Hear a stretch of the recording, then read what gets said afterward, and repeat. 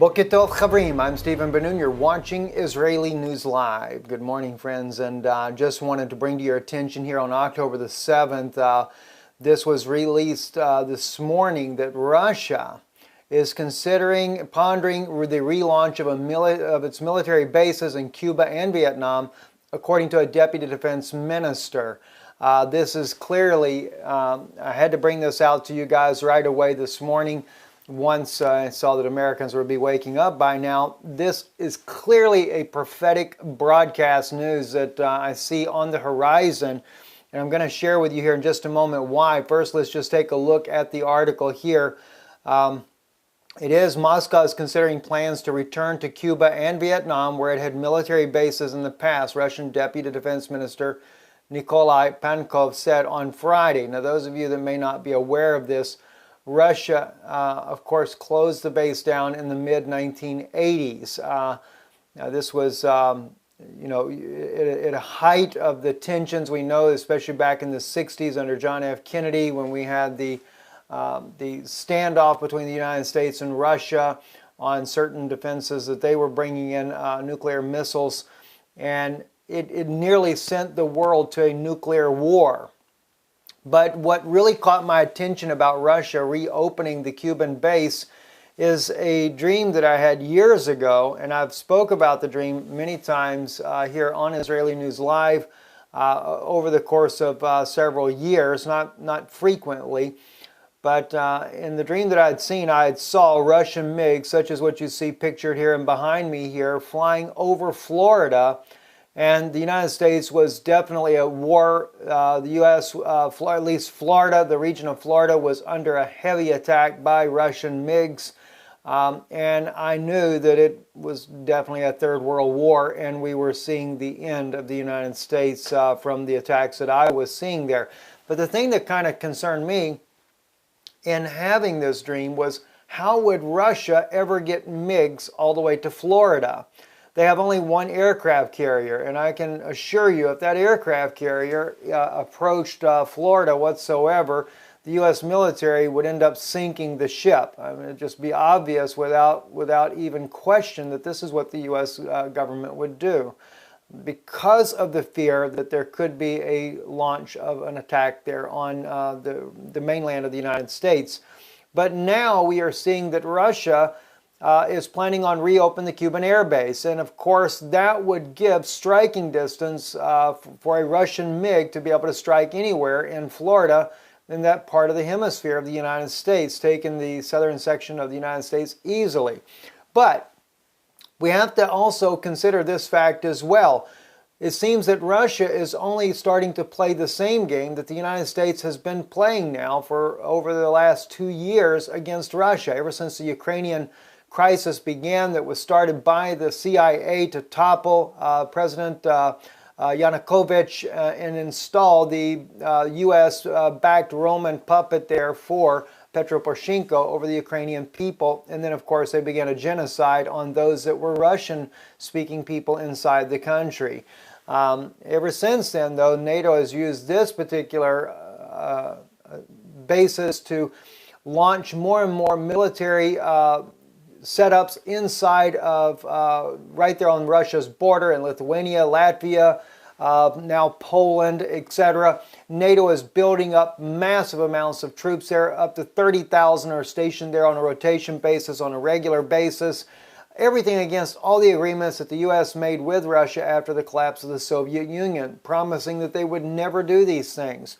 But what's odd is how that the U.S. government caused the fall in the topple of the democratically elected leader Yanukovych from power, and then turn around and blame Russia for invading Ukraine. Well, Russia never invaded Ukraine. If anything, it would be similar to that of Syria. Yanukovych invited Russia there to rescue him from the coup that was being staged by the CIA.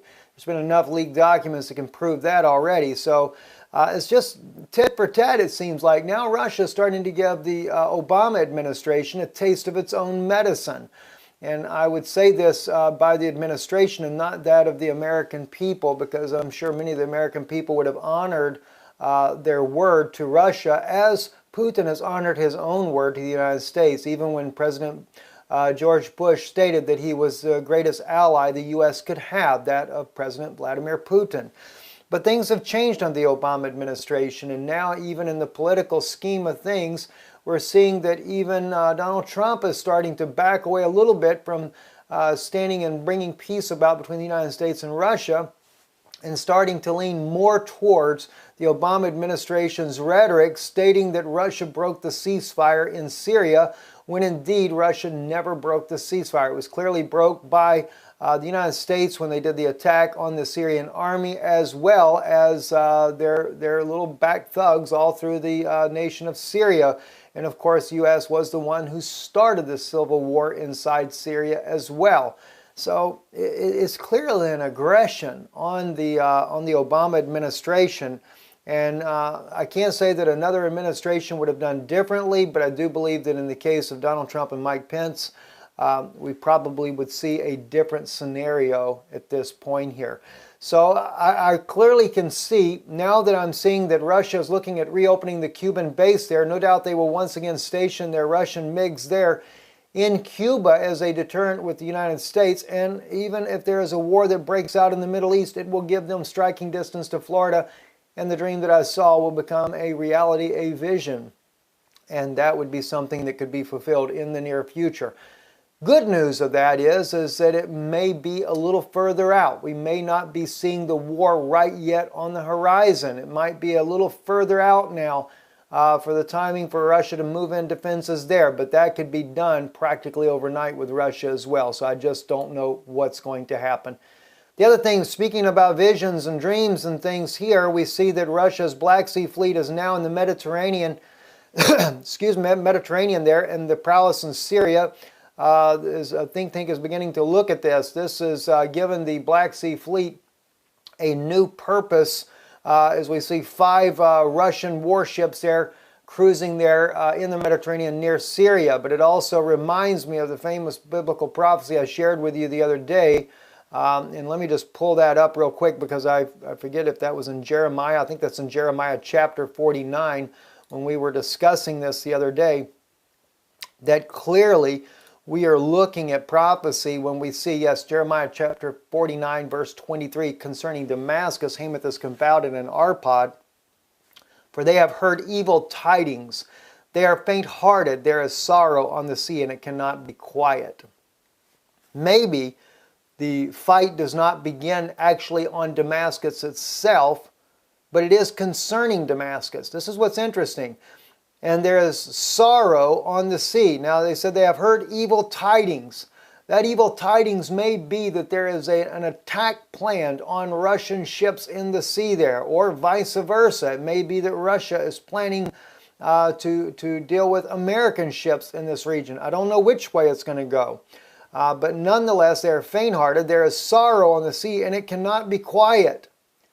It lets us know that this is one of the reasons, or one of the things that will cause the war to spiral out of control. Damascus is waxed feeble and turneth herself to flee, and fear hath seized on her. Anguish and sorrow have taken her as a woman in travail. I'm only awaiting to see just how many ships the United States will end up sending into this region as a result of that.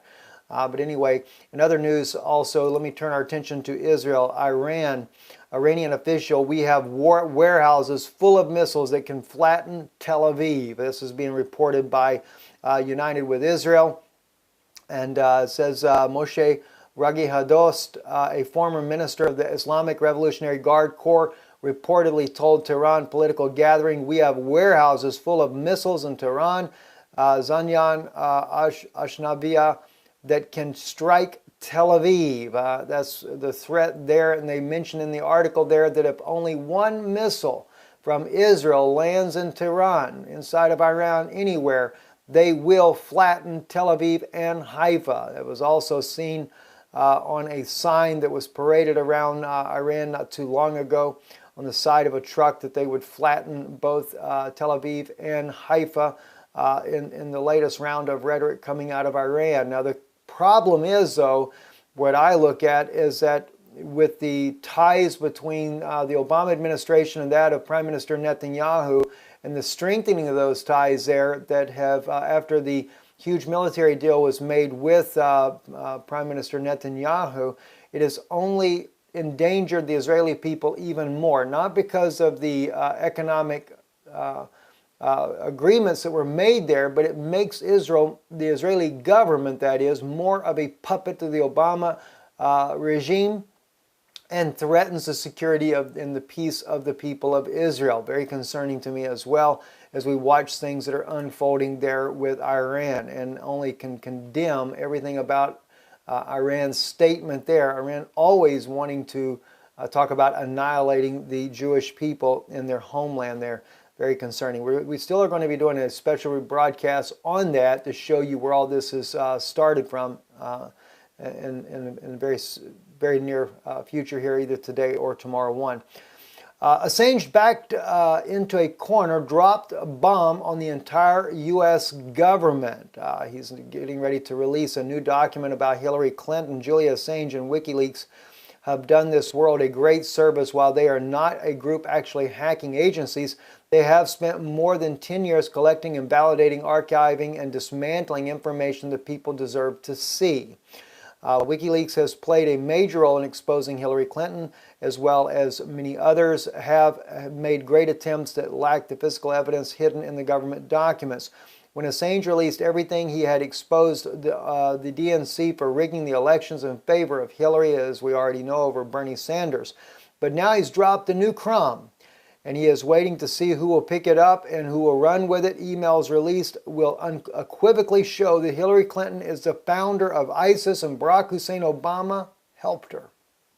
Well, all you have to do is listen to Vladimir Putin, President Putin, to know this. He's the one that actually has brought that bombshell all out already. But I am sure to see the actual documents that can prove this would only be that much more ammunition at possibly stopping her from becoming the next president of the United States.